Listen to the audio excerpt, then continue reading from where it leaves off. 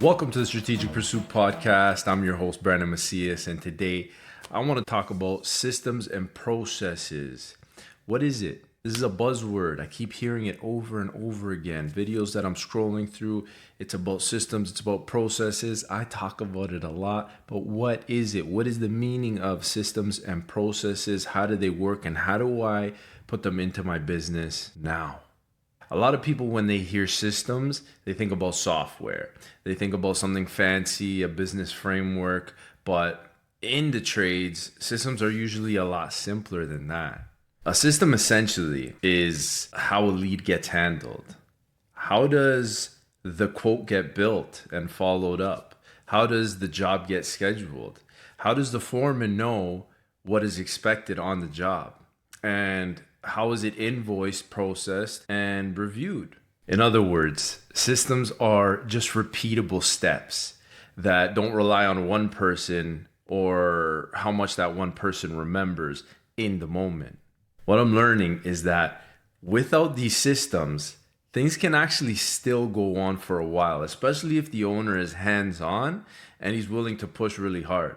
But over time, if those systems don't get created eventually, then it creates too much friction, right? Jobs get missed, quotes, they sit too long. That's a lost lead. Communication gets messy. Invoicing, that falls behind.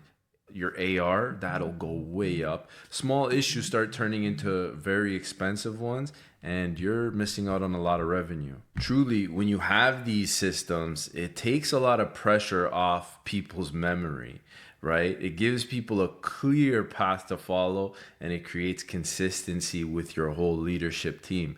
It helps the office and the field stay aligned with what that vision and what you want everybody to be aligned with. In a trades business, these systems, they usually have a core part. Okay, so first, I want to talk about lead and quoting, right? That process. Who answers the inquiry? How quickly do they respond? What information do you need before pricing?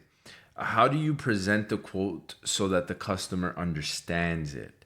Second is scheduling and dispatch.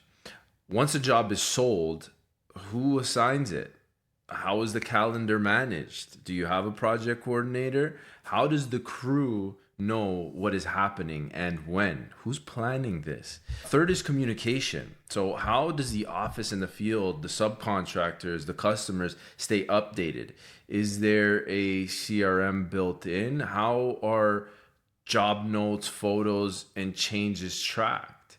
Is this just broken telephone at some point? Fourth is the job completion and invoicing. You got to get paid. You got to pay your guys. So who and what is happening before the job is considered done, right? Who confirms the work? Is there some sort of a quality assurance that it's done to your expectations as a business or a company? Who closes that file and sends the invoice? Fifth is follow-up and review. What happens after the job is complete? Do you ask for any feedback from that customer? Do you review what actually went well? And do you track what needs to improve? Who was on the job? Maybe this is a good tracking system for your guys so you can see who's improving and essentially what they need improving on. Why does this matter? You're dealing with so many different things in a trades business. You're dealing with people, you're dealing with materials, you're dealing with weather, scheduling, cash flow, customer expectations.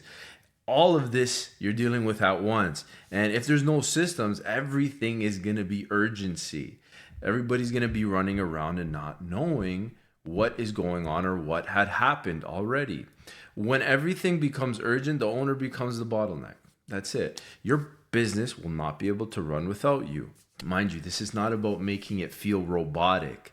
This is really just about making it feel less hectic and chaotic.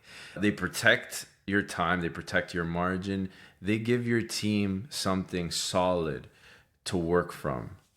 So what I advise is if you're trying to build these systems and you realize that a lot of them are missing within your business, write it down. Write down, how does a lead become a job? How does a job get scheduled? Write down how the crew gets instructions. Who's planning this for the crew? Write down how a job actually gets closed out and how the invoices get sent and followed up. Then ask yourself where the process breaks down the most. That is usually where the first system should go. In my opinion, it's never going to be perfect the first time, right? You just need a system that is going to work more than once, that it's repeatable, and you can build it from there. You're already moving in the right direction once you start implementing those systems that can make things repeatable.